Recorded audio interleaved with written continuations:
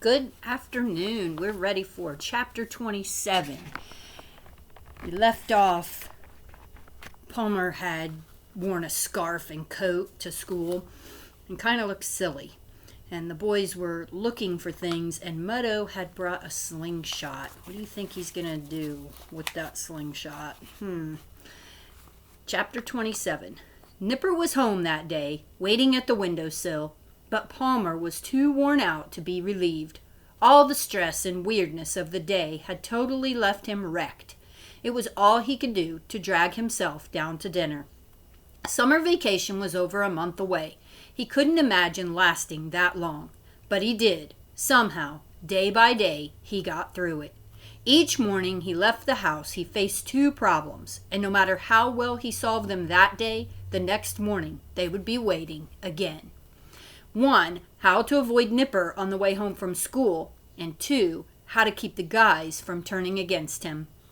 As he had discovered the first day, getting into trouble could both detain him after school and boost his popularity with the guys. So he spit on the blackboard.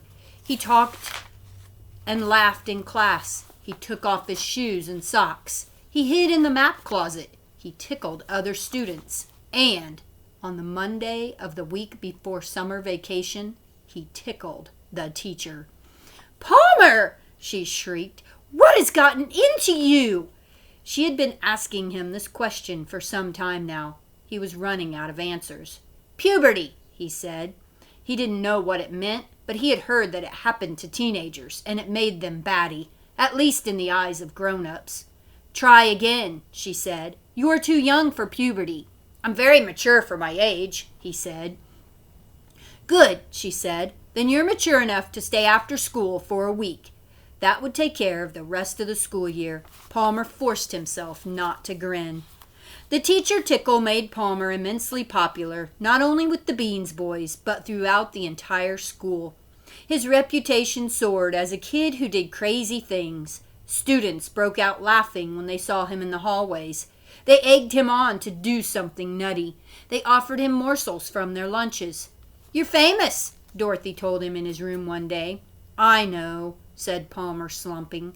"But I don't want to be. I want to be nobody. I want to be invisible. If I was invisible, then Nipper would be too."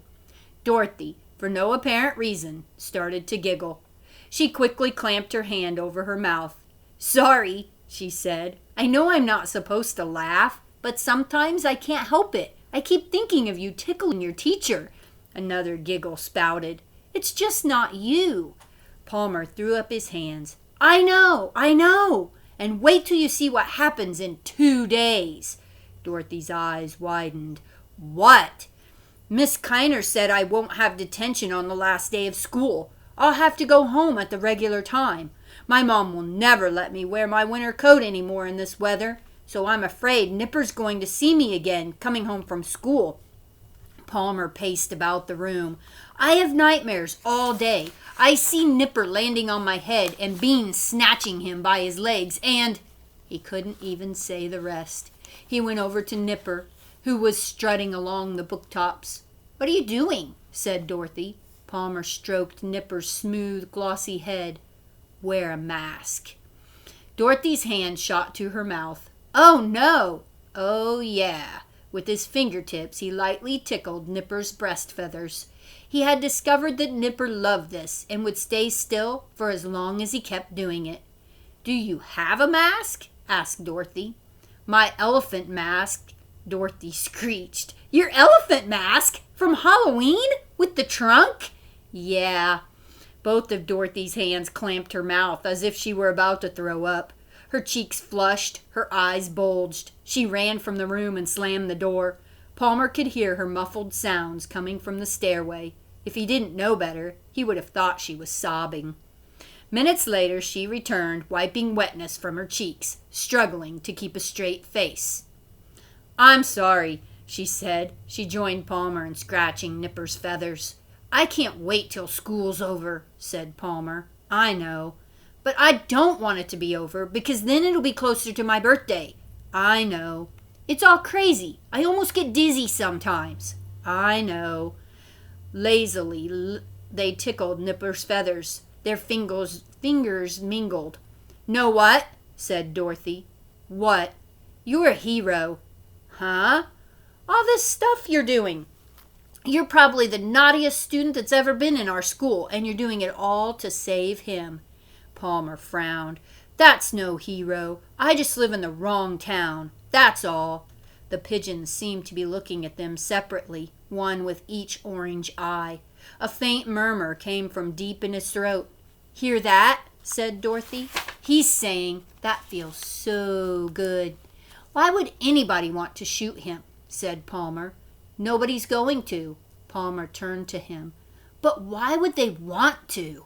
Dorothy stared back. She had no answer. On the last day of school, wearing his elephant mask on the walk home, the trunk hanging down to his waist, Palmer was a sensation. The problem was keeping the mask on, because first Beans, then everyone else had to yank on the trunk. Every time the mask was pulled off, Palmer covered his face with his hands. He imagined Nipper was circling overhead, trying to spot him. At last he made it home. He collapsed onto his bed. Nipper marched up one of his legs and down the other. The bird's feet tickled, but Palmer was too worn out to laugh. He could smile, though, for school was finally over. But another school was about to begin. In this chapter, Dorothy says Palmer is a hero. And he's a hero because he's doing a lot of naughty things to save Nipper. I want you to think about heroes. Have you learned about any new heroes while you've been staying at home? The first question I have for you today is to tell me about who someone is that you think is a hero. And then I'm going to read chapter 29 and we're going to see what the next school is. He says, school is finally out, but another school was about to begin. Let's see what that school is. Palmer had just finished supper on Monday when the doorbell rang. It was the guys. "Let's go," said Beans. "Where?" said Palmer. "School, come on, it starts in 10 minutes. Beans grabbed Palmer's wrist and pulled him down the front steps. Was this some kind of joke? "School?" said Palmer. "School's over." "Not this school." They were trotting. Beans still had his wrist. Palmer pulled himself free. "What school?" They were heading toward the park. "Where are we going?" Beans' eyes lit up. "Ringer School." Palmer felt walloped. He jerked to a halt. Suddenly, his throat would not work. He could not speak. Everyone had stopped. Beans said, "What's the matter?" Palmer rasped, "Nothing." "Ain't you coming to Ringer School, snots?" said Muddo. He was leering. Don't you want to learn how to ring pigeons?" said Beans. He moved his fist as if twisting a wet towel. "Don't you want to learn how to wring their necks?" Henry was looking away. Beans was in his face. "You hate pigeons, don't you?" Palmer nodded. "Sure." Muddo's eyes were scanning the sky. Beans thumped his shoulder. "So let's go." They ran. That was the worst of it, the running. "What am I doing?" Palmer kept thinking, but his legs ran on. At the soccer field, a mob of kids was gathered around a man with a neon pink baseball cap. The man who had been waiting for Palmer for 10 years, the ringmaster. "You stay out of the way," he was saying, calling really so everyone could hear. "Each shooter gets 5 shots at a time. Count 'em. Until the last one, you don't move. You stay here." He pointed to the ground at his feet. "Right here. And where are all your eyes this time?" "On you," piped half a dozen voices. The man nodded. "That's right. I'm easy to find, easy to see. I guarantee nobody else is going to be wearing a hat this ugly." Giggles. "So you're listening for the 5 shots and watching me. And when I go like this," he lifted the pink hat and waved it. "That's your signal. You move. Fast. 3 of you. We move in groups of 3. First man gets an empty bird box and takes it over there, so they can load her up again with 5 more birds. The other 2, you're moving out onto the field fast. Everything you do is fast." He replaced his hat. He looked over the group. "What's the magic word, men?" Everyone, including Palmer, yelled, "Fast!" The man paused, then whispered, Why? For a long time there was no answer. Then a mild, uncertain voice spoke. There's so many pigeons? The man snapped his fingers and pointed to Henry. Bingo! There's 5,000 birds, men, and the only one day to turn 'em into fertilizer. Every dead birdie means $5 to maintain this here park you're standing in. Anybody here don't like to play in this park? No hands went up. He shrugged. There you go. It's for you. You're helping yourself. He looked them over. Any questions? Palmer had 1,000,000, but he asked none, nor did anyone else. The man nodded. All right, last item. Ringing the bird. A cheer went up from the crowd. The man held up something. Another cheer. The something was gray, perhaps once a large sock. It was stuffed to plumpness, most of it, with a narrow neck ending in a golf ball-sized head. Stunt pigeon! Someone called out. Everyone laughed. The man stared sternly. Get your giggles over with now. There'll be no giggles on the 7th of August. No horsing around. Anybody that's not all business? He wagged his thumb. You're out of here. Understand? Capped heads nodded. Okay now, the shooter's done. You're a team of 3. One of you's gone for the box. The other 2 zip onto the field. What are you going to find? One of 3 things. You're either going to find 5 dead birds, you're going to find 5 floppers, that's what I call the wounded, or you're going to find, and this will be the most cases, a combination of the above. We got some sorry shooters in this town, and we got some real dead-eyes, but most of them are in between. He raised a finger. Back up a minute. If wounded birds are called floppers, what do you call dead birds? He looked over the group, his eyes twinkling. Someone up front said, Croakers? The ringmaster laughed. Trick question, son. The answer's dead. Dead is dead. There's no other word for it. He ruffled the kid's hair. All right, you're on the field. Each of you heads for a bird, and not the same bird. No fighting over who gets which bird. This ain't an Easter egg hunt. Giggles. All right, you come to your bird. If it's dead, fine. If it ain't, fine. Whichever, you snatch it up and get the next one. Between the 2 of you, you're coming back with 5 birds. Here's where you check 'em out. You see that one's not dead? He swung his head slowly, looking at every face. You wring its neck. Palmer heard one stifled squeak. All else was silent. The man held the gray thing above his head. One hand here, one head here, and twist in opposite directions. You do it hard, you do it quick. We're not here to torture these animals. We're here to kill them humanely. Hard and quick. That's all it takes. And into the trash bag. Go to the back of the line. Next time you're up, somebody else gets the box. Keep rotating. Everybody gets a chance. What's the magic word? Fast. He looked them over. Any questions? A voice came out of the crowd. How will we know if the bird's dead or not? Somebody yipped. Take its pulse. The man's glare cut off the laughter. The trees were silent. You'll know, said the man. The sky was empty. The man clapped. All right, line up. This here's a flopper. He held up the gray stuffed sock. I want one of you to step forward, ring it like I showed you, and get out of here. I'll see you August 7, 6 a.m. sharp. Let's go. The crowd formed a line.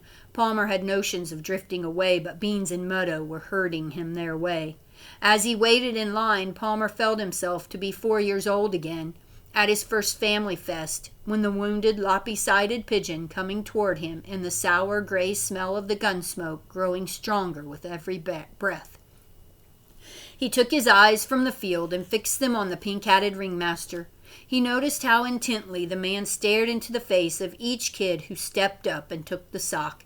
It seemed that the man was on the lookout for pretenders, for kids who didn't really want to be there, for wimps. And if the man detected a wimp, what would he do? Would he cry out, "Aha!" and send the kid away to the jeers of the crowd? Would the kid ever be able to show his face in this town again? Ahead of him, Beans, then Muddo, wrung the sock. Like most of the kids, they really got into it, grunting with the effort, and now the man was holding it out to Palmer. Palmer accepted it. Beans' voice came from nearby. "Ring it, snots!" Palmer could feel the man's eyes on him. He wondered how his face looked. Would the man say, "Aha!" Palmer had half expected the sock to sprout pink feet and glossy feathers. It did not. He wanted to call out to all the ringers in training, "Hey, Who are they trying to kid? This is no pigeon. You want to know what a real pigeon looks like? Feels like? Ask me. This is nothing but a sock. Let's go, son, said the man. Hard and quick. Palmer wrung its neck, hard and quick. He dashed it to the ground at the man's feet and marched off. The man said nothing. What do you think Palmer's going to do now? Do you think he's going to be a ringer just so the guys will stay his friend? Or do you think he's going to tell the guys and the guys are going to be angry, not be his friend? It's a hard decision for Palmer. Have you ever felt that way? Like you didn't really want to do something, but your friend wanted you to?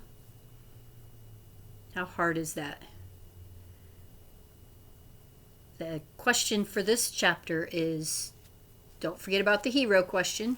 And the second question for today is to tell me, do you think it's really worth Palmer doing all these things to keep the guys as his friends? Are they good friends? Does that make a good friend? What do you think? Have a good day, and I will see you tomorrow.